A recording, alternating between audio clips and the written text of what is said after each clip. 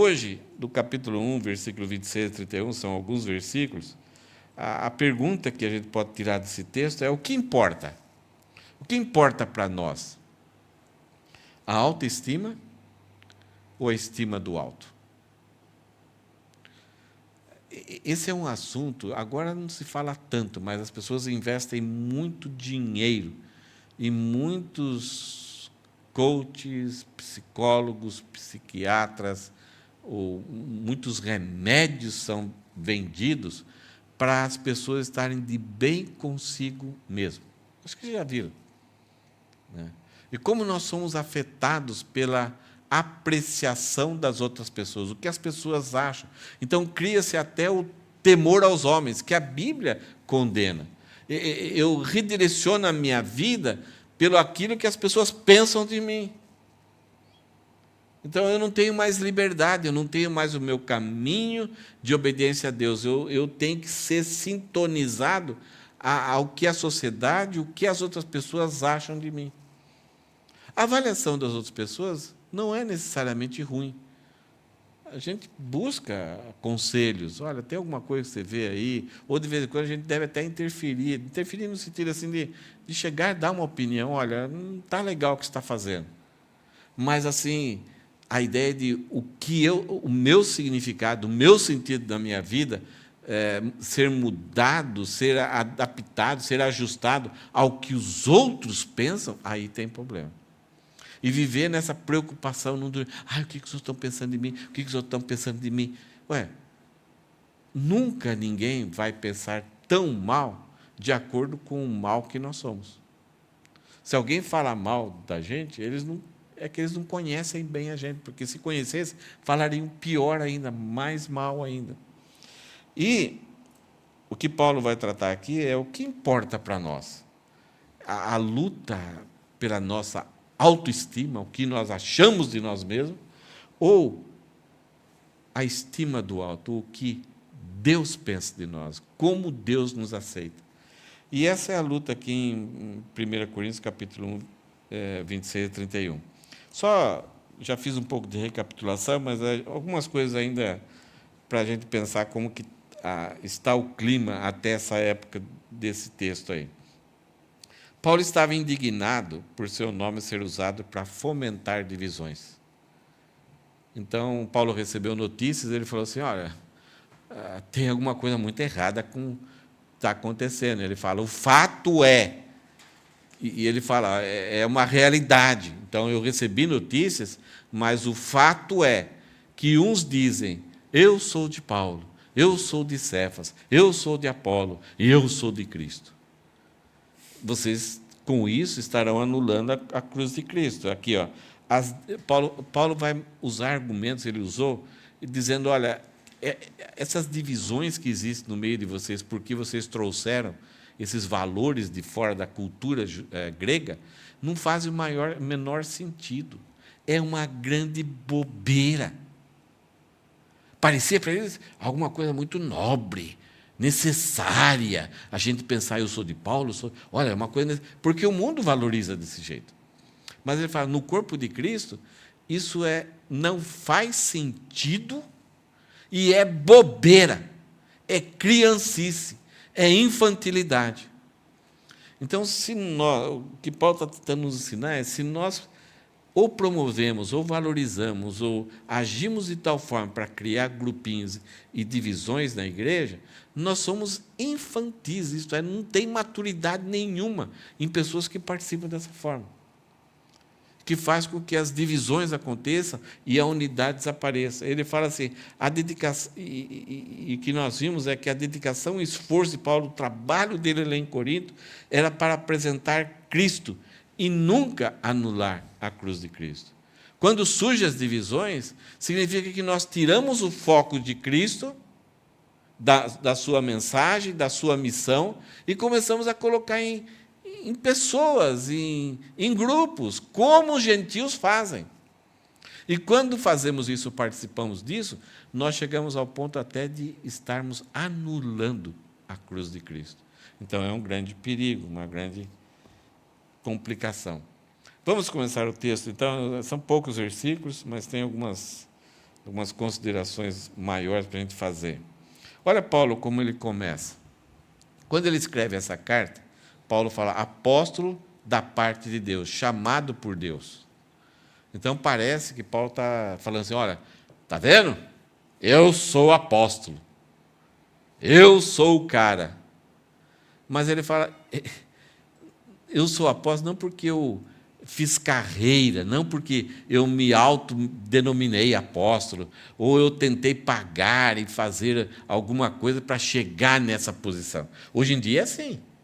Né? Pessoas pagam para alguém que está acima, que tem uma empresa chamada igreja, ministério, que é o grandão, eles pagam, eles fazem algum trajeto para galgar e chegar àquela posição, e aí então ele é nomeado pastor, bispo, né, superintendente e até apóstolo. Então é quase que num nível assim de militância e de meritocracia. A pessoa serviu ali, alguém está acima dele e conseguiu aquele cargo. Primeiro que hoje apóstolo não existe mais. No sentido oficial da palavra apóstolo de Cristo não existe mais. No sentido técnico, no sentido genérico, apóstolo é toda pessoa que é enviada por uma igreja, e nós chamamos hoje de missionário. Então, é um missionário, é um apóstolo, é um missionário daquela igreja enviado para algum lugar. Mas apóstolo, no sentido oficial, alguém que é chamado diretamente por Cristo, ensinado por Cristo, viu a Cristo ressuscitado e tem autoridade para escrever as Escrituras e provou isso através de sinais e milagres, não existe mais, só foi os 12. É aqueles 12 que lá em Apocalipse vão estar assentados em tronos. Então, qualquer pessoa que se autodenomina ou alguém denomina ele apóstolo, isso é antibíblico.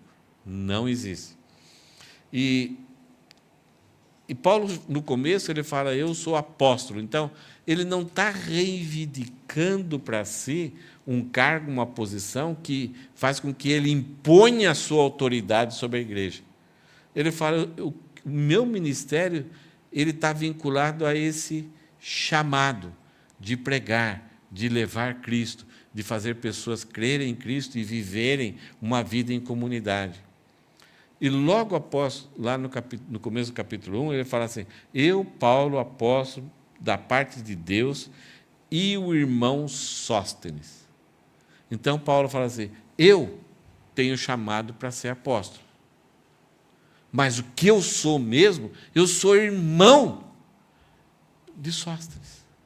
Então, não existe diferença entre mim e Sóstenes e os irmãos da igreja. Nós somos irmãos. Essa é a nossa identidade. E eu estou, num determinado momento, cumprindo o meu chamado como apóstolo, meu trabalho. E aqui, novamente, versículo 26, ele vai chamar aquele grupo, aquela igreja, aquelas pessoas que estão passando com essa dificuldade, ele vai mostrar que ele se identifica, ele tem um laço, ele tem uma unidade com aquelas pessoas. Quando a gente percebe que alguém que está pisando na bola, a gente não quer ter identidade para essa pessoa. A gente não, vocês, seus pilantras, seus furiosos. Paulo fala assim, irmãos, não importa o comportamento que vocês estão tendo, mas nós estamos debaixo de um vínculo que foi criado por Jesus Cristo. Eu sou irmão de vocês, somos da mesma família. Talvez alguns estão com alguns problemas, algumas dificuldades, mas nós estamos trabalhando para que haja uma unidade na união. Nós somos unidos. Então, eu não estou acima de vocês e ninguém de vocês está acima de outra pessoa. Então, ele fala, irmãos, coloquem na balança.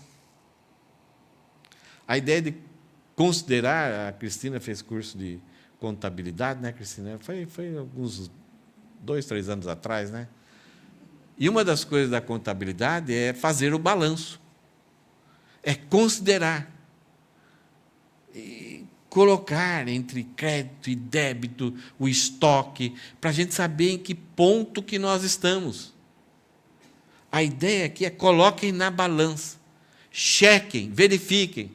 Considerem o quê? Considerem a vocação de vocês. Depois de Paulo tratar do assunto de cada um falava que era de Paulo, de Cefas, de Apolo e de Cristo, e Paulo fala que isso pode estar anulando a cruz de Cristo, e Paulo vai colocar mais um argumento, ele vai dizer assim, é como você tivesse uma espingarda com o cano voltado para você.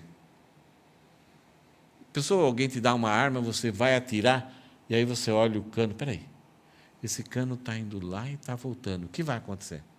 Se eu apertar esse gatilho, vai bater em mim. Tem vários provérbios na Bíblia, no livro de Provérbios, a gente está lendo esses dias, que eles, se você resumir a ideia do provérbio, é quase essa. Eles tratam de outra forma, de outra linguagem e tal, mas praticamente é isso. Não cuspa para cima. Esse é um bom conselho, né? Você não precisa nem completar o provérbio. Olha, não cuspa para cima. Você fala, por que não pode cuspir para cima? Por que não pode cuspir para cima? Vai cair na sua testa, na sua cara, vai cair em você. A vítima será você. Até um passarinho com aquele cérebro bem pequeno, o livro dos Provérbios fala, tem mais inteligência do que uma pessoa que cospe para cima. Então, o que Paulo fala assim, considerem a vocação de vocês. Isto é, peguem um espelho e olhem para vocês. É interessante que parece que se nós pararmos aqui, a gente vai... Por que Paulo está falando isso? Ele está tratando de visão. E aí ele fala assim, olha, peguem um espelho, olhem para vocês. Isso é uma grande prova de que as divisões não deveriam existir no meio de um grupo de pessoas que são chamadas de salvos por Cristo. Família de Deus. Ele está falando, considerem a vocação de vocês. Pensem no chamado de vocês. Se vocês pensarem nisso, vocês vão perceber que ter essas preferências que traz divisões é uma grande bobeira e um grande prejuízo. E ele fala, olha, veja só, não foram chamados. Isto é, não foram escolhidos, selecionados, não foram buscados muitos sábios segundo a carne. Então ele está falando assim, é como se ele chegasse aqui, pegasse um espelho, pessoal, dá uma olhada. E aí que você olharia no reflexo, seriam nós. E aí ele vai falar, está vendo? Não tem muitos sábios aqui, aquelas pessoas que são sofisticadas, que são valorizadas pelo mundo, estão ali no bam-bam-bam. Paulo fala, está vendo? Dá uma olhada, tem alguém? Não tem. Não. Ele vai falar que não é que não tem. Ele vai falar, não foram chamados muitos. Pode até ter. Mas a ideia é de que a maioria não é. Não tem. Não tem muitos sábios. E ele vai falar, segundo a carne. O que é segundo a carne? É essas pessoas que tentam criar ideias e tentar explicar a vida, a sua origem, o que existe no mundo espiritual, no mundo material, como que as coisas funcionam, quais os valores da vida, para que nós estamos aqui. É aquela pergunta, né? De onde viemos, por que estamos aqui e para onde iremos. Isso é sabedoria, isso é uma sofisticação de entendimentos a respeito de qual é o propósito do homem, por que nós viemos, por que devemos viver aqui e para onde iremos. Não, acho que você já ouviu bastante sobre isso. Né? A gente constantemente vê pessoas tentando explicar, e no Brasil tem alguns filósofos que dão palestras e eles enchem o peito, até tem um jeitão de falar diferente, porque eles conseguem explicar como... E você vê lógica naquilo. Você fala, pô, é isso aí mesmo. É assim que é. Então, essa é a sabedoria, é a inteligência segundo a carne. Isto é, uma mente não ligada a Deus, que olha para a vida, para a história, e tira algumas conclusões. Eles observam a vida. Um dos livros mais interessantes sobre isso, Sabedoria Segundo a Carne, é o livro de Jó. Jó tinha uma grande família, tinha uma grande fortuna, e ele tinha uma fama de ser assim com Deus. De repente, Satanás chega lá e acusa Deus, falando: ó, Jó te serve, Jó faz tudo aquilo lá, ele te obedece, ele te louva, sacrifica pelos filhos, para o Senhor, é porque o Senhor dá tudo para ele, o Senhor compra a adoração deles. E aí Deus permite para Satanás, então vai, só não toca na vida dele. E aí Jó começou a perder a fortuna, perdeu a família, os filhos, tudo uma coisa atrás da outra, desgraça após desgraça, e depois chegou esses amigos de Jó e falavam: quando você estava próspero, a gente entendia que era uma prova de que você era aprovado por Deus e então as coisas funcionavam. Então Jó passou a perder a fama de que ele era um cara ligado a Deus. E aí esses 4 amigos ficam ali do lado de Jó 7 dias, Jó raspando a pele, com aquela tipo lepra, alguma coisa assim, o cheiro, o mau cheiro. Jó, ele amaldiçoou até o dia do nascimento. Ele falou: puxa, por que a parteira, na hora de me pegar, não deixou, caiu no chão? Então, que desgraça foi aquele dia. Ele começa a sentir aquelas dores terríveis. E aí esses amigos, cada um teve uma abordagem. E essa abordagem deles é: Jó, Deus pune os pecadores. Se você olhar na história, toda pessoa que abandonou a Deus, viveu uma vida irregular, ela levou uma pancada em determinado momento. Jó, você deve estar em pecado. Jó, Deus, historicamente, filosoficamente, ele aplaca a vida de alguém que é transgressor. Os 3 primeiros amigos, Zofar, Bildade, eles são sábios, observadores da vida, eles viam uma lógica, e quando você vê os discursos deles, se você não souber quem está falando, você vai falar: puxa, isso é verdade. E Jó tentava rebater, esperneava, e Jó tentava vencer o argumento, vencia. Mas daí chegou um tal de Eliú, que era mais jovem, todo soberbo. E ele chega quase perto da verdade. E ele chega para Jó e fala: Jó, você está esperneando à toa. O sofrimento pode não ser sua culpa, mas você não está reagindo como um aluno que tem uma oportunidade para aprender algo de Deus. Olha, perfeito. Esses sábios não sabiam o que estava acontecendo lá no nível espiritual entre Deus e Satanás, e que a credibilidade de Deus estava em jogo, porque a acusação de Satanás foi que Deus é corrupto, ele compra a adoração dos homens.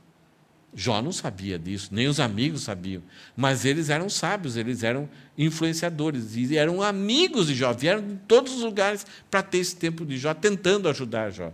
E Eliú, mais jovem, falou por último, quase chega lá na verdade. Depois que os 4 falam, Jó, no 4º amigo, Eliú, ele percebeu: puxa, o cara tem uma noção aí melhor. Ele fica mais quieto. Aí Deus chega e fala: o que esses tagarela estão falando? Porque eles estavam falando da sabedoria segundo a carne, da observação da vida, que nós temos. Algumas vezes a gente não faz algumas coisas porque a gente viu que alguém fez e se deu mal. Algumas vezes a gente controla nossas finanças porque a gente viu que alguém não controlou e se deu mal. Então, nós aprendemos observando a vida. Porque se a gente deixar para que todas as nossas vontades sejam cumpridas, se a gente não tiver limites e controles, e algumas vezes a gente tem que ser até duro com nossos filhos, principalmente, porque mesmo que o filho brigue com a gente banca essa briga, porque a gente sabe que a gente é o protetor deles. E eles vão se dar mal, porque eles não têm sabedoria ainda. Então, muita do nosso comportamento é derivado dessa observação da vida. O livro de Provérbios, do capítulo 1, tem 7 palavras que elas trazem a ideia de entendimento, sabedoria, prudência, mas tem uma palavra que ela fala que é sabedoria, mas é uma sabedoria que vem do alto. Somente essas pessoas que creem em Deus, têm o temor de Deus, que é aquilo que o Rogério leu hoje, conseguem receber gratuitamente essa sabedoria, que vai além de um bem-estar aqui na terra. São aquelas pessoas que muitas vezes doam a sua vida porque eles sabem que aquilo é agradável a Deus. Enquanto o mundo olha para esse tipo de comportamento e fala, isso é loucura, isso é bobeira. Então, é uma sabedoria que vem do alto, porque a pessoa quis temer a Deus e colocar na sua vida aquilo que vale a pena. Então, Paulo fala, olha, eu estou mostrando o espelho para vocês aqui, e percebam, olha aí, quantos sábios, quanto dessas pessoas que são doutores, influencers, quantos estão aqui? Quanto que na vida deles, eles perceberam a Deus e vieram para reconhecer Jesus Cristo? Pelo contrário, esse tipo de pessoa tem mais dificuldade de reconhecer a Deus. Porque eles têm lógicas, eles têm uma visão e propagaram tanto isso, que agora, para eles reconhecerem, é como serem rebaixados. E ainda mais por causa da mensagem da salvação.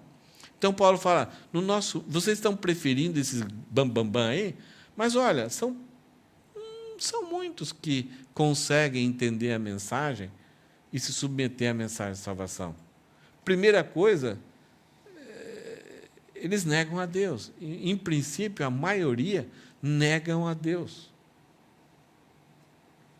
Eles rejeitam a necessidade de que o fato de que a gente está perdido, que a gente vai ser condenado e a gente está debaixo do juízo de Deus. E que somente pela graça e pela fé no sacrifício de Jesus Cristo nós seremos inocentados da nossa culpa. O sábio, segundo a carne, ele tem dificuldade. Mas alguns estavam no meio da igreja. Alguns reconheceram, submeteram, e agora estão absorvendo uma sabedoria que eles nem imaginavam que tinha, que é a sabedoria de Deus. Então Paulo fala, olha no espelho, não são muitos que estão no nosso meio. Paulo fala, nem muitos poderosos, aqueles que têm poder sobre a vida de outras pessoas, aqueles que mandam e tudo está sujeito a eles. Vejam, tem, mas são poucos. Porque um poderoso agora chegar e entrar na igreja e falar, ô irmão, tudo bem com você? Tem uma experiência, muitos anos atrás, vocês conheceram o pastor Mendes, mas a igreja do pastor Mendes era, naquela época, até hoje é muito simples, é um ginásio de esporte, barraco, não tem nada de brilho, nada. É um lugar espaçoso, bem estruturado, mas o chão não tem nada de requinte. Mas naquela época era uma capelinha de madeira pré-fabricada. E cabia umas 50, 60 pessoas, mas entravam umas 80, 90. E eram umas cadeiras de madeira, naquele piso de cimentão liso. Então, quando o pessoal nunca senta na frente, então tem que entrar aqui, aquela cadeira fazia barulho. Mas tinha uma situação que era muito engraçada. Tinha uma irmã que ela morava numa chácara, sítiozinho, né? E ela vinha de charrete. A rua era meio descida, assim. E ela vinha de charrete. E tinha uma outra irmã que tinha, acho que era dona de fábrica, que ela vinha com uma Mercedes-Benz. E era muito engraçado, as duas chegavam um pouco antes do culto começar. E aí, uma irmã descia, freava a charrete lá, colocava as coisas do cavalo, aquela tira lá de dominar o cavalo, amarrava no poste, e a outra estacionava a Mercedes assim. Então, era uma charrete com a Mercedes. As duas desciam dos seus veículos, se encontravam, subiam uns lances de escada assim, abraçadas. Essa era uma das cenas mais representativas da igreja. Aquilo lá, muitos irmãos tiraram foto e comentavam. E a felicidade das duas. Oh, irmã! E se beijar, se abraçar. Havia uma pessoa que era poderosa e uma outra pessoa que era insignificante. Mas elas eram irmãs. E Paulo fala assim, olha, os poderosos, os que mandam nos outros, que as vidas estão sob o seu domínio, olha o espelho, são poucos. Não são muitos. Só que aquela igreja estava tendo divisão porque estava valorizando isso. Estava valorizando aqueles que são sábios segundo o mundo, inteligentes segundo a lógica do mundo, e estavam valorizando aqueles que eram os grandões, estavam num pedestal lá em cima. E Paulo vai usar 3 coisas. A terceira coisa, que é uma coisa que a gente está voltado ao mundo. Nem muitos de nobre nascimento. Aqui eu coloquei o Tales de Mileto, o Jeff Bezos, que é o maior milionário, o homem mais rico, e a rainha Elizabeth, que parecia que nunca ia morrer, né? Quando ela morreu, tadinha, morreu, mas parecia que estava, né? Talvez no pé dela tiveram que limpar a lama da época do dilúvio ainda, né? Porque essa mulher era resistente. Tales de Mileto foi um filósofo. Então, a ideia dos sábios poderosos, e essas pessoas não compram felicidade. Eles mandam entregar. Né? Porque pelo poder, pela sabedoria que eles têm, pelo entendimento, da forma com que eles compreendem a vida, e por nobre nascimento. Não é uma pessoa que saiu aí do nada, de repente, pelo seu trabalho, sua perspectiva, sua garra, se torna um rico. Não. O nobre nascimento, ela recebe aquilo, de geração em geração. Então, os familiares da rainha, né, agora é o filho dela, qualquer, também não vai ter muita duração. Qual que é o nome dele? O Charles. Né? Então, está no lugar dela. Ele recebeu, de repente, agora você vai ter que ter, agora vai ter que trabalhar. Então, vai ter que ser vai ter que participar, porque antes estava uma vida tranquila, né? Agora a vida dele complicou. Tem que ser representante.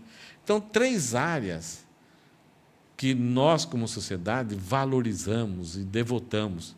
Os que são muito inteligentes, que têm alguma coisa para oferecer, assim, de como a vida entende. Os poderosos, tanto político, financeiro, aquela pessoa que, sabe, ninguém está abaixo dela, ela pode fazer e desfazer o que ela quer. E aqueles de nobre nascimento, que ninguém tira isso dela. Né? Então, Paulo fala, olha o espelho que eu estou mostrando para vocês, verifiquem que não tem muitos. Essa expressão que Paulo dá derruba a ideia de que a pessoa, só alguns precisam da salvação, só os pobrezinhos. Nietzsche, ele falava que a religião é o ópio dos pobres, isto é, você não tem como viver a vida aqui com um pouco de felicidade, você tem que pensar que existe uma vida melhor lá no futuro. Não é isso. Vida com Deus não é uma religião. E é uma realidade. Nós teremos uma vida eterna com Deus. Mas, para chegar lá, a gente precisa resolver um problema que nós temos com Deus aqui. E aí, ao mesmo tempo, a gente fala assim que nenhuma pessoa que é rica, nenhuma pessoa que é sábia, nenhuma pessoa que tem nobre nascimento, também eles não podem. Paulo fala, não são muitos, mas existia. Então, isso derruba por terra que aquela pessoa que é muito entendida, que é poderosa ou tem nobre nascimento, ela não pode pertencer ao povo de Deus. Pode. Tem mais dificuldade. Jesus Cristo falou assim para os discípulos, como é difícil um rico entrar no reino dos céus. Aí os discípulos falaram assim: se ele não pode, se ele é poderoso, se ele tem tudo, que é um reflexo de que ele é abençoado por Deus, e nós? Olha o erro de pensar dos discípulos. Eles estavam se colocando num pedestal muito abaixo de qualquer pessoa que tinha muito dinheiro. Se ele não consegue, então nós, como vamos ser? Aí que Jesus Cristo coloca para os discípulos a doutrina. O que é impossível para os homens é possível para Deus. A salvação é impossível para os homens. Tanto para o rico, para o poderoso, para o sábio, como também para o pobre, para o escravo. Ela é impossível. Por isso que a salvação se torna possível somente através de Deus. Então, em primeiro lugar, Paulo fala assim: olha o espelho, considere um meio de vocês. Não tem. Não são muitos. Então, deixem essa bobeira de valorizar e tomarem partidos. Paulo vai, em 1 Coríntios, capítulo 6, mais para frente, ele vai dar uma lista do passado dos membros da igreja. Tenta entender bem esse texto aqui. Olha o que Paulo fala: não se engane. Nem imorais, nem idólatras, nem adúlteros, nem afeminados, nem homossexuais, nem ladrões, nem avarentos, nem bêbados, nem maldizentes, nem roubadores herdarão o reino de Deus. Isto é, pecadores em geral, todos nós. Aí ele fala: alguns de vocês eram assim.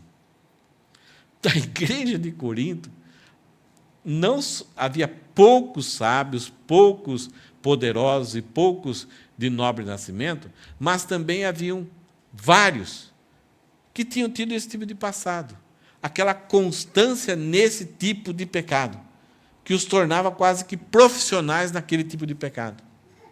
Paulo fala: olha, essas pessoas não entram no reino dos céus. E vocês, muitos de vocês, eram assim. Mas aí ele fala: mas vocês foram lavados, foram santificados, foram justificados no nome do Senhor Jesus Cristo e no Espírito Santo. Isto é, vocês foram salvos. Essa obra que era impossível para vocês realizarem, Deus realizou na vida de vocês. Ele fala assim: mas vocês foram lavados. É uma linguagem assim que o Espírito Santo os purificou, os separou, santificados. E vocês foram declarados justos. Isso agora é passado. Vocês eram profissionais na pecadaria, mas agora tudo mudou. Então Paulo fala: olha, a maior parte de vocês eram os menos. Esse tipo de pessoa aqui não tinha valor nenhum. Não tinha, na sociedade, eram insignificantes. Continuariam desse jeito, sempre teriam esse rótulo, essa marca, e não seriam os menos. E aí Paulo: mas agora houve uma mudança. Vocês eram, agora não são mais. Vocês foram lavados, santificados, justificados no nome do Senhor Jesus Cristo. Então, a obra foi porque vocês creram em Jesus e Deus, a estima do alto, Deus mudou não somente a vida, mas a estima de vocês. Vocês não são mais aquilo.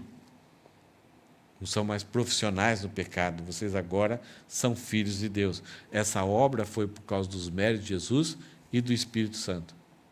Então, a igreja ela tem poucos, mas tem bastantes dos menos, aqueles que não eram nada. Essa é uma coisa que a gente também pensa. A gente fala: aquela pessoa que é grandão, não dá para ela ser salva. Mas também aquele lá, não tem espaço. Não tem jeito. É fácil quando você vê, de repente, alguém que cometeu um crime tão bárbaro, e aí ele vai para a cadeia, e lá tem os ministérios de capelania, e, de repente, se ouve a notícia de que ele creu em Cristo. Já viu a reação da sociedade? Agora creu em Cristo. É como se agora Deus passasse uma borracha na condenação, na culpa dele. É isso mesmo. Deus passou uma borracha. Era, agora não é mais.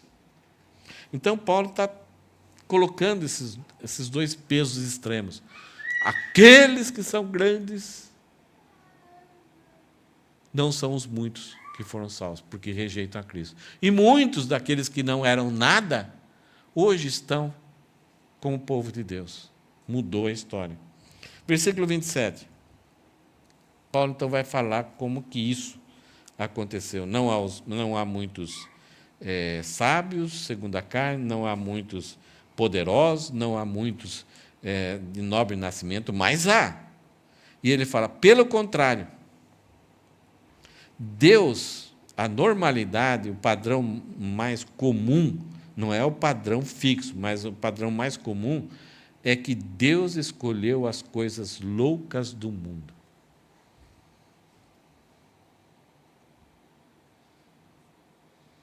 A nossa ideia é que a sociedade, todo aquele que é bonzinho, tem uma vida legalzinha, tudo acertadinho, então Deus vem e olha, ó Deus, aqui está o meu currículo, o meu perfil.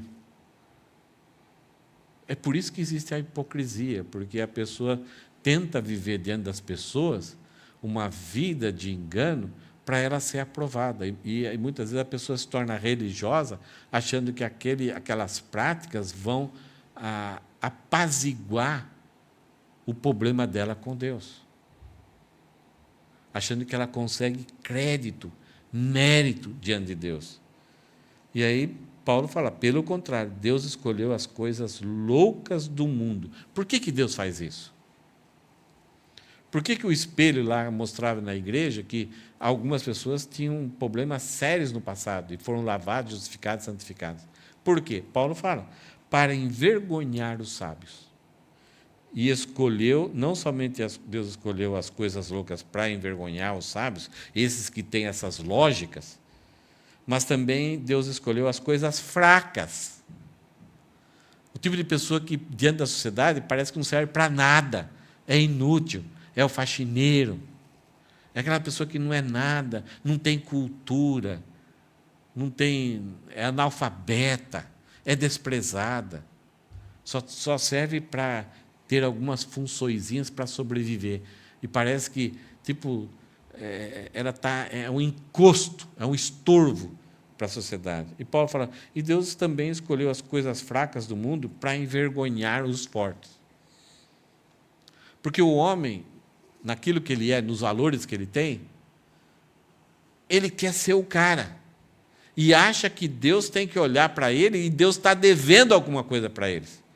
Deus oferece salvação para eles. Para que eu preciso?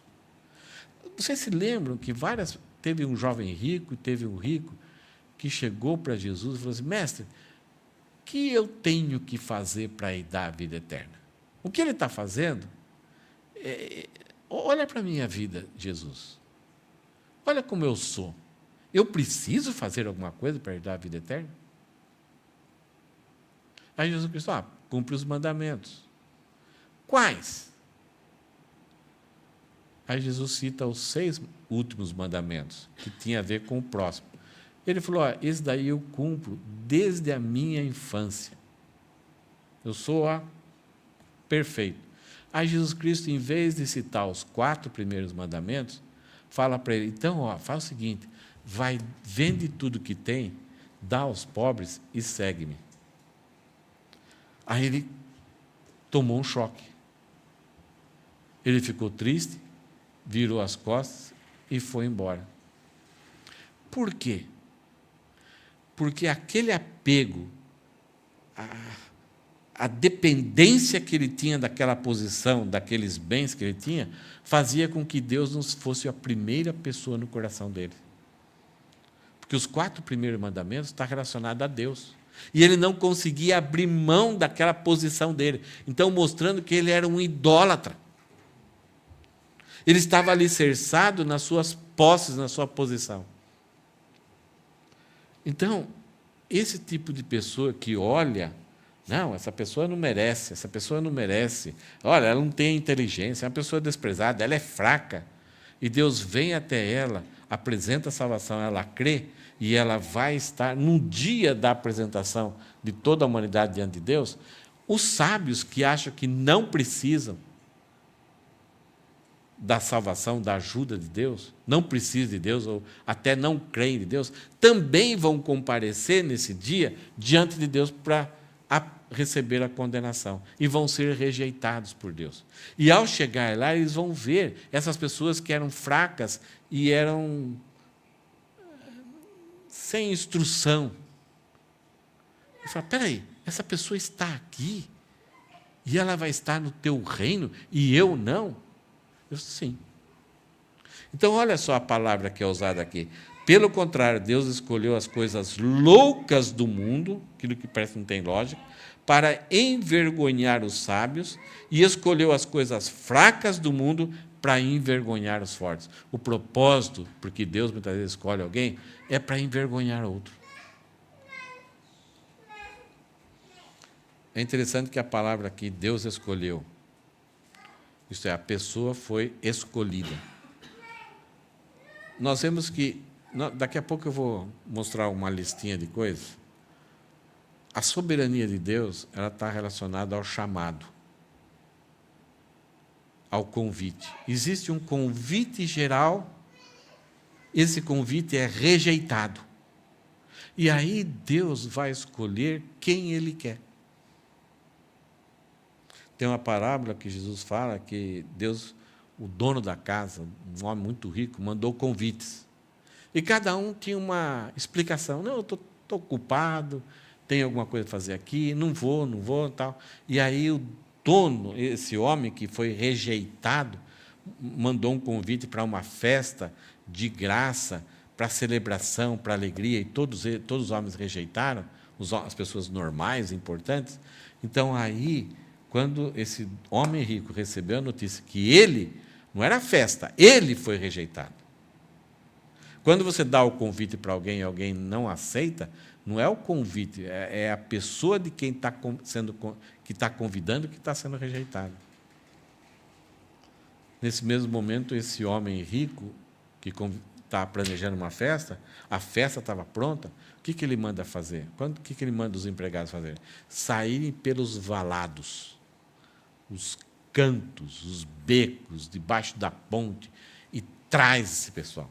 Aí o cara está lá dormindo, era pego pelo braço, vem aqui. Aonde está? Não interessa, daqui a pouco você vai saber. E ia participar de uma festa.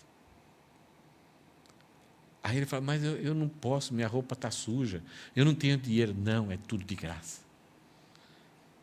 Agora, no começo é muita vergonha. A pessoa, não, você errou, não é, eu não posso, eu tenho muitos problemas lá. Não, mas aqui, e toda vez que alguém convidava alguém para uma festa, uma das coisas era dar uma roupa festiva para essa pessoa, para ela poder participar da festa. Então, o que nós vemos aqui, Paulo está lembrando disso, né?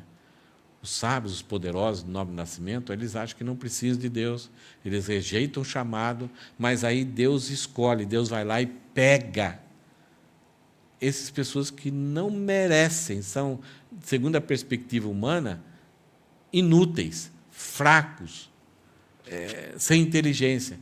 E aí, quando chegar naquele dia que chegamos tudo diante de Deus, esse pessoal vai, mas ele está entrando no reino? Não, você recusou. Mas eu quero também. Agora não dá mais. Versículo 28. Novamente, Paulo está quase repetindo a ideia. E Deus escolheu, isso foi lá, pegou as coisas humildes do mundo, e as desprezadas, e aqueles que não são. Como a gente muitas vezes tem esse sentimento, poxa, eu não sou nada no mundo. Olha, porque ele está sempre nos comparando. Vejam que Paulo está destruindo aquele argumento das divisões. Eu sou de Paulo, eu sou de Apolo, eu sou de Cefas, de Pedro, eu sou de Cristo. Então, nós queremos ser de alguém para parece que se apegar a essas pessoas e ter uma carona para onde elas vão. E Paulo fala, olha, se você acha que seguindo ou aderindo a essas ideias você vai ser alguma coisa diante de Deus, Deus desprezou tudo isso.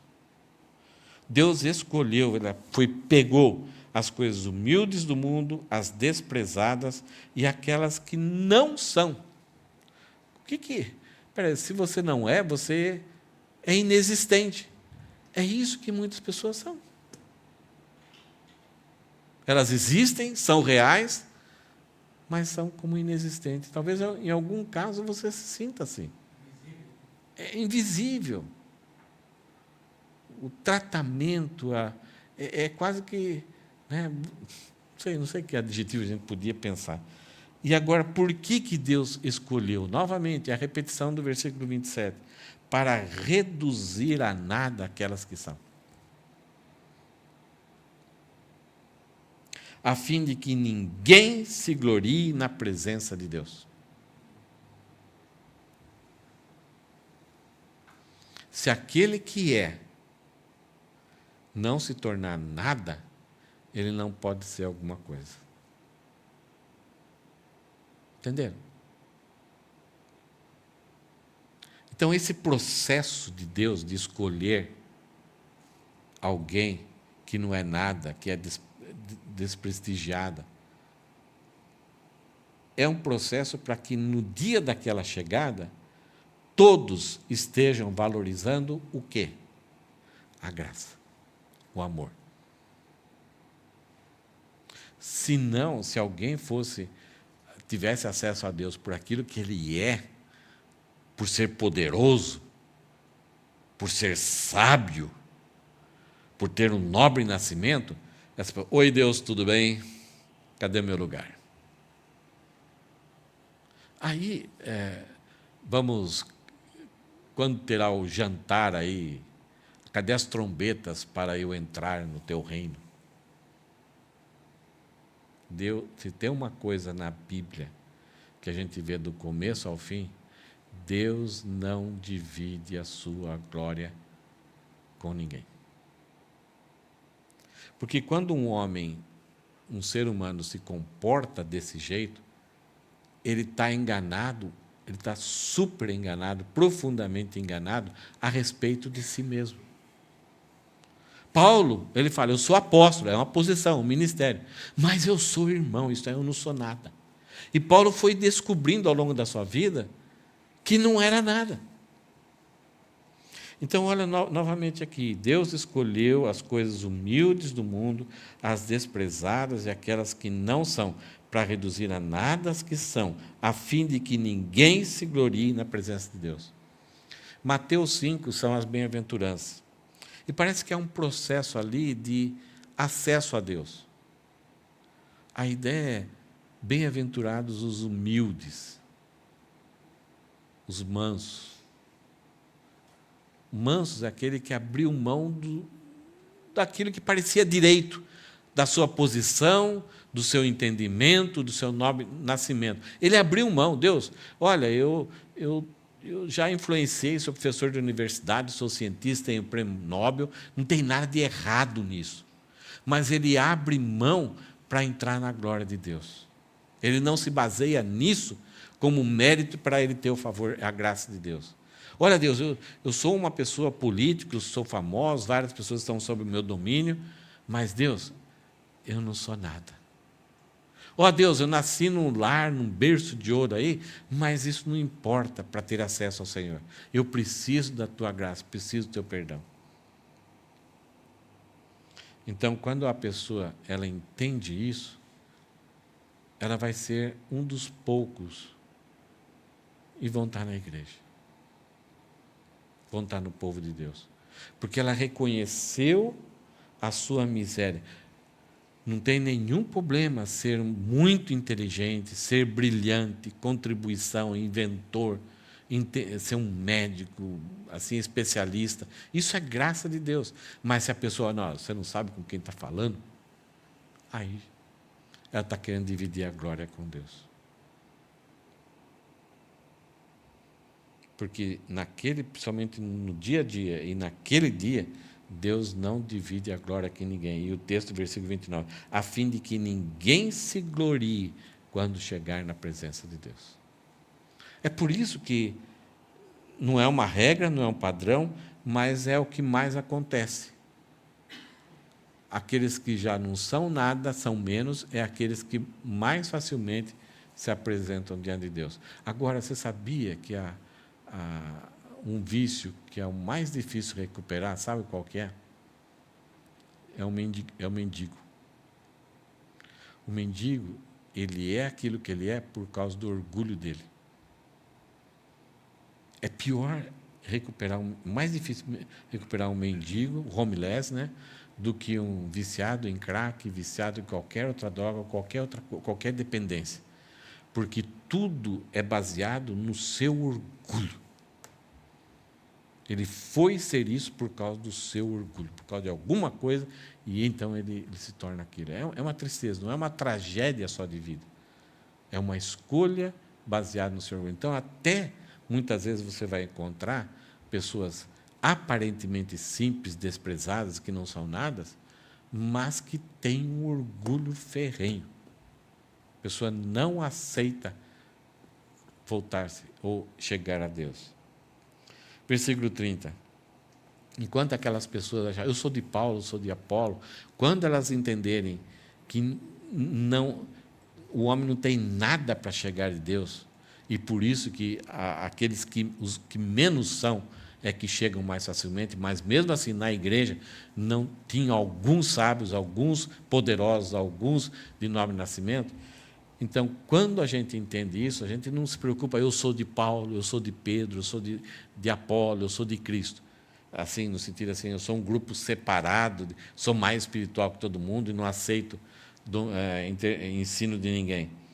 Então, aí que Paulo fala, olha, mas vocês, alguns que eram poderosos, alguns poucos, né, que eram sábios, que eram de nobre nascimento, e aqueles que não eram nada, estavam na sarjeta, não tinham valor, eram inexistentes. Vocês agora, o que é? São de Cristo. São de propriedade. Agora, essa propriedade não é pelo fato de serem pobres e inexistentes. Existe uma teologia, a teologia da libertação, que a pessoa merece estar com Deus pelo estado que ela é. Então, se ela é uma prostituta, está lá na sarjeta, então aquele sofrimento, aquele estado dela, faz com que ela seja merecedora da salvação. Também está errado. Agora, aqui, a gente vai ver, né? Mas vocês são dele, pertencem a ele. Agora, esse processo de pertencer, de ter acesso a Deus, é em Cristo Jesus. Somente quando estamos em Cristo e Cristo em nós, é que nós somos de Deus. Nós somos de Jesus e somos de Deus. E Ele, o Pai e o Filho, Jesus, nos sustenta com a sua própria mão. E Ele fala, vocês são dele, em Cristo Jesus, o qual se tornou para nós, da parte de Deus, sabedoria, justiça, santificação e redenção. Então, quando nós nos tornamos Jesus Cristo, Ele se torna para nós sabedoria, a gente entende agora como as coisas são. Ele se torna justiça, porque aquilo que nós não éramos, estávamos contra Deus, pecadores, Ele nos dá a justiça, Ele bate o martelo dizendo, não tem mais pecado. Jesus Cristo se torna a santificação, é aquele que nos separa para um propósito, para um trabalho. Deixamos de ser inexistentes ou inúteis para agora ter um propósito, um trabalho. E somos, em Cristo, redenção. Nós somos libertos. A cela se abriu. Nós éramos escravos do pecado, agora, em Cristo, nós somos redimidos. Nós temos perfeita liberdade. E versículo 31. Para que tudo isso? Como está escrito, Paulo fala, para quê? Como está escrito, aqueles que se gloriem no Senhor. Se você tem algum privilégio, você tem uma habilidade, beleza física, capacidade física, você não tem nenhum defeito, como eu sou bom. Não. Graças a Deus. Não negue aquilo que é bom na sua vida, mas não glorie-se por ser ou ter. Agora, se você tem, glorie-se no Senhor. A forma disso é: muito obrigado, Deus. É um privilégio, é muita graça. Valorize isso. Não seja aquelas pessoas que esmurravam o corpo, desfiguravam o corpo, porque eu sou bonito, então eu não posso ser bonito. Não, se é bonito, Deus, muito obrigado. E não usar essas coisas para promover uma glória que não existe. Só uma lista aqui, para a gente entender isso na Bíblia. Deus chamou, Deus escolheu os nãos. Um deles é João Batista. Não era nada. Deus chamou ele, foi o Elias, o precursor de Jesus. Jesus chamou os pecadores. Mateus é um exemplo. Deus chamou as crianças. Naquela época, a criança não tinha sabedoria, ninguém devia se ocupar com ela. Deus foi lá e chamou. Chamou Maria, a jovenzinha, Josias, Samuel, José do Egito, adolescente, Daniel, também um adolescente. Deus chamou os desprezados, Davi. Enquanto os irmãos dele tinham valor, foram para a guerra, Davi era um adolescente. Quando ele foi levar comida lá para os irmãos e saber como estava, ele levou uma maior bronca. O que você está fazendo aqui? Você não é para estar aqui. E Deus o chamou. Deus chamou os menos. Gideão. Ele até reclama com Deus. Eu não sou nada, sou o menor da minha família. Deus chamou Jefité, um proscrito, um cara que era filho de uma concubina com o pai dele, e os irmãos mandaram ele embora, ele viveu na fronteira lá com a barra pesada, e de repente Deus chamou ele lá para salvar a nação de Israel. Deus chamou Salomão, aí eles falam, Salomão? O chamado foi com 9 anos. Deus chamou Pedro, pescador, brucutu, um cara que falava antes de pensar. Deus chamou ele. Mas Deus também chamou os mais. Teófilo, uma autoridade grega. Lucas escreve os 2 livros do Evangelho e o livro de Atos para ele. Em algum momento, naquela sua posição, ele ouviu falar de Jesus, ele entendeu e se rendeu a Jesus. Lucas, médico, homem inteligentíssimo, os livros dele são uma obra de arte. A exatidão histórica, a exatidão de informações de Lucas fizeram até com que alguns livros da história fossem corrigidos. Mas você vê ali a paixão dele por Jesus e a forma com que ele não queria aparecer. Lídia, lá da cidade de Filipenses, uma mulher rica, de grandes negócios, hospedou Paulo na sua casa. Paulo, ele fala, não tem ninguém que se compara à minha projeção no meio do judaísmo, mas Deus me alcançou e fez ele cair por terra. Então, para Paulo, para ele entender isso, ele caiu por terra e teve que aprender durante 14 anos esse processo. E Paulo vai citar lá em Romanos 16, 23, que quando ele esteve em Corinto, um homem chamado Erasto se converteu e Paulo passou a ser hospedado por ele. Erasto era o tesoureiro da cidade. Não é qualquer um que tem esse cargo. Então, os mais também têm acesso. É mais difícil. Os menos também têm acesso. Nem sempre, porque também tem que se render. E é tudo isso graça. Só gostaria de mostrar essa listinha aqui para vocês, como a coisa funciona nessa história do homem com Deus. Primeiro, Deus criou o homem. Ele tinha perfeita comunhão com Deus. A sabedoria era perfeita, tudo funcionava. Ele entendia tudo. Mas o homem quis viver, caiu na sedução da serpente e pecou. Na hora que o homem pecou, ele entrou num estado de miséria. Ele perdeu a ligação com Deus. Ele passou a ter sobre ele a condenação, a ira de Deus. Ele teve a morte espiritual. Ele continuou existindo, mas agora como zumbi. A sua mente passou a ser corrompida, ele não passou a ter acesso à observação dele das coisas, ficou contaminada pelo pecado. Ele não consegue enxergar como as coisas são corretamente. Nesse processo, o homem passou a viver a história da humanidade foi que ninguém mais buscava a Deus. Por causa dessa cegueira espiritual, o homem sente falta, sabe que alguma coisa está errada, ele busca a Deus, mas nunca acerta o alvo. Então ele vai criar ídolos, ele vai falar que a lua é Deus, o sol é Deus, o vento é Deus, ele vai projetar a necessidade de estar ligado com Deus para outras coisas, ele vai ser um fabricante de ídolos. Então, por causa que ele se torna cego, e agora ele se torna nulo em seu pensamento. Ele transforma a verdade em mentira e a mentira em verdade. Mesmo fazendo discurso assim, tudo elucubrado, tudo parecendo cativante, mas nunca Deus está no meio. Aí, por causa dessa necessidade de que ninguém consegue buscar a Deus, ninguém consegue voltar para Deus, mesmo sendo religioso, inventando religiões, falando até que um elefante, que a vaca é Deus. Então, passa a ser as coisas mais absurdas. Deus envia o seu próprio Filho, ele se encarna, ele prova que ele é Deus, ele morre não como mártir ou como herói, ele morre como sacrifício expiatório, isto é, sacrifício que paga a dívida de alguém.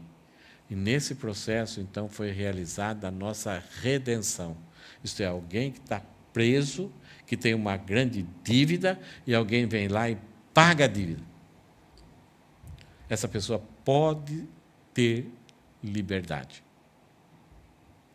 Mas é dado direito para essa pessoa se ela quer. Então, aí surge da parte de Deus o convite, o chamado. Venha para fora. Creia em Jesus. É o único recurso agora para você, exigido de você, para você salvo. E quem que faz isso? Quem que aceita esse convite? Ninguém.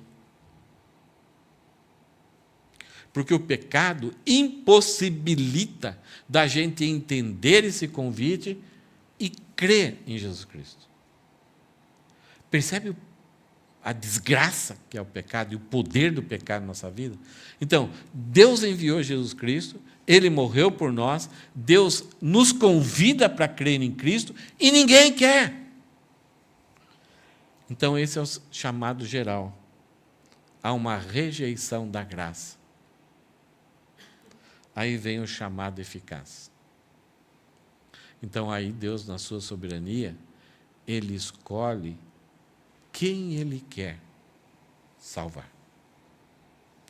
E para que a salvação continue no processo de pela graça, mediante a fé, Deus regenera essa pessoa, dá o Espírito Santo, fazendo com que essa pessoa entenda a mensagem do Evangelho, os seus olhos sejam iluminados e ela passe a enxergar coisas que ela não ia conseguir enxergar, e aí então ela crê em Jesus. Então, é uma coisa fantástica. Quando a gente creu em Jesus, não foi o nosso mérito. Não foi a nossa capacidade, a nossa inteligência. Foi a semente da fé que foi plantada no nosso coração para que a gente entendesse esse processo e cresce, e fosse, e aceitasse, e pegasse, abraçasse o convite. Acolhesse no nosso coração, e aí nós somos transformados. Então, esse chamado eficaz a gente chama de graça irresistível. É um processo que Deus vem, trabalha na nossa mente, no nosso coração, a gente não percebe, mas de repente as coisas começam a fazer sentido, eu começo a ter interesse por Deus, começo a entender a palavra, algumas coisas acontecem e eu vou e busco aquela fé que é tão pequenininha e eu deposito a minha confiança, há um arrependimento sobre o que você era, a confissão de pecados e a busca pelo perdão. E aí você crê que todos os seus pecados foram perdoados. Você desiste daquela busca de ter uma religiosidade para escapar da penalidade de Deus. Você descansa agora na graça. Eu fui perdoado pela graça. nesse processo, você é justificado, Deus bate o martelo, você a partir de agora não é mais culpado, porque está em Cristo, você é regenerado, você se torna nova criatura, aquilo que Cristo falou para Nicodemos, é necessário nascer de novo, você é reconciliado com Deus, é tudo ação de Deus sobre as nossas vidas. E Ele nos santifica, Ele nos coloca na posição de que não temos mais pecado, o pecado no singular, isto é, não somos mais condenados. Vamos continuar com a natureza pecaminosa e vamos procurar a santificação, mas já somos filhos de Deus.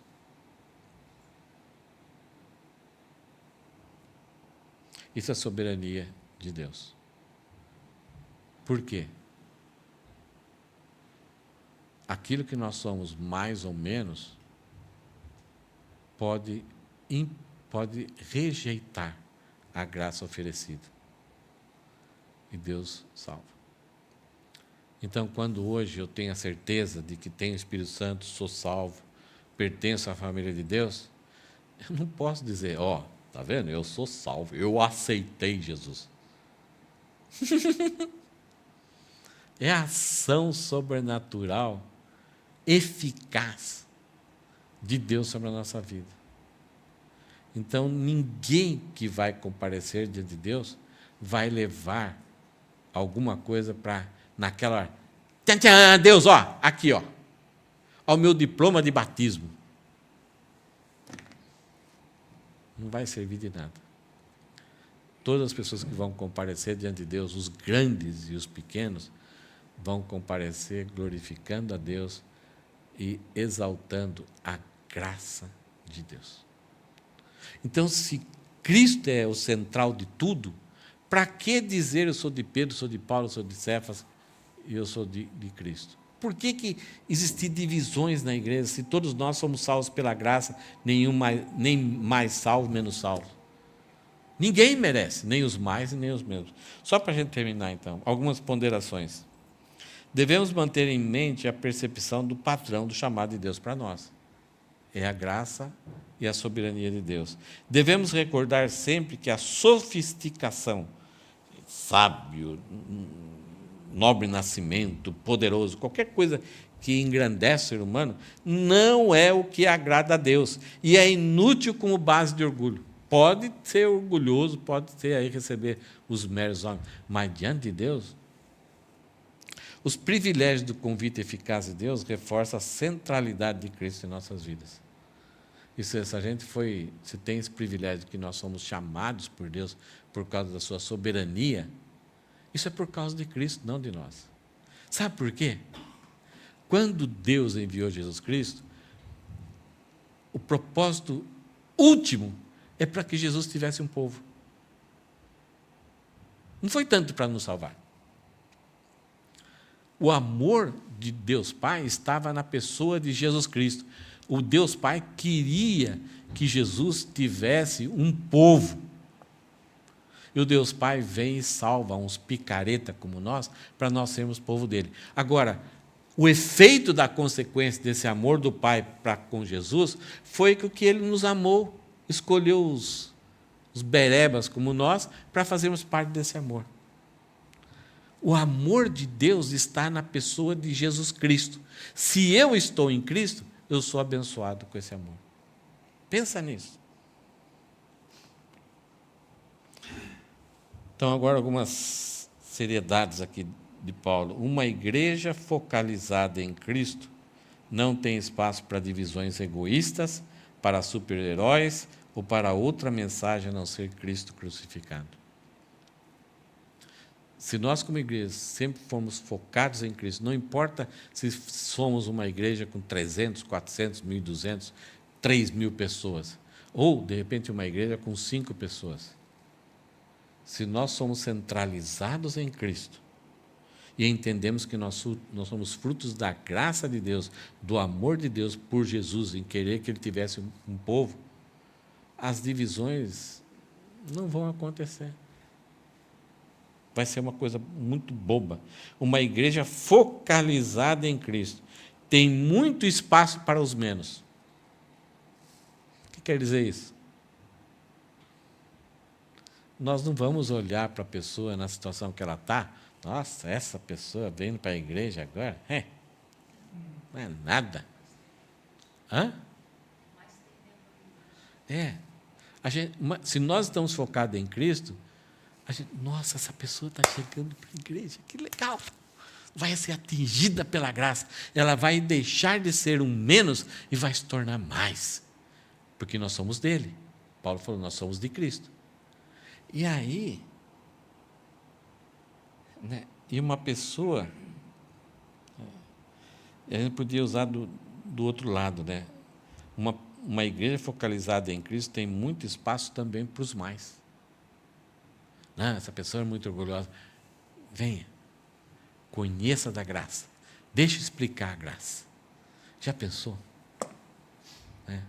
Uma pessoa que acha que os seus alicerces, a sua fama, o seu poder, dá tudo que ela precisa e ainda mais, ela pode até mandar em Deus, ela descobrir que ela foi salva pela graça também.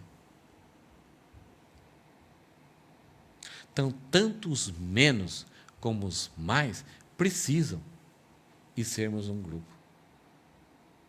Talvez alguns de nós chegamos com uma charrete e outros chegam lá não com um Mercedes, alguma coisa mais, com um Shinkansen. Um filho de um sheik foi estudar nos Estados Unidos e o pai deu uma Ferrari folheada a ouro. E aí passou um mês, o sheik ligou para o seu filho, e daí, filho, como é que está aí a faculdade? Ah, pai, eu estou sentindo muito envergonhado. Todo dia eu vou para a escola lá com a minha Ferrari folheada a ouro e tal, né? Aí meus amigos vão de trem. Então, né, não está sendo legal para mim. Aí o pai fala, fica tranquilo, filho, vou comprar um trem para você, então.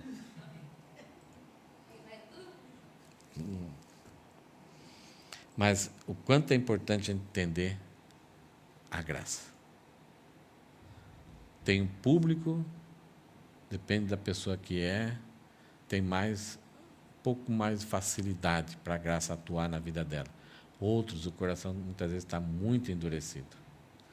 Que a gente possa ser um grupo de pessoas que evite as divisões e, ao mesmo tempo, estejamos abertos, tanto aos que são considerados menos na sociedade, mas também que são considerados mais na sociedade, para sermos irmãos. E não importa se é charrete, não importa se é um Shinkansen, mas que a gente saiba que somos irmãos em Cristo. Isso não pelos méritos, mas pela graça de Cristo. Amém? Osana.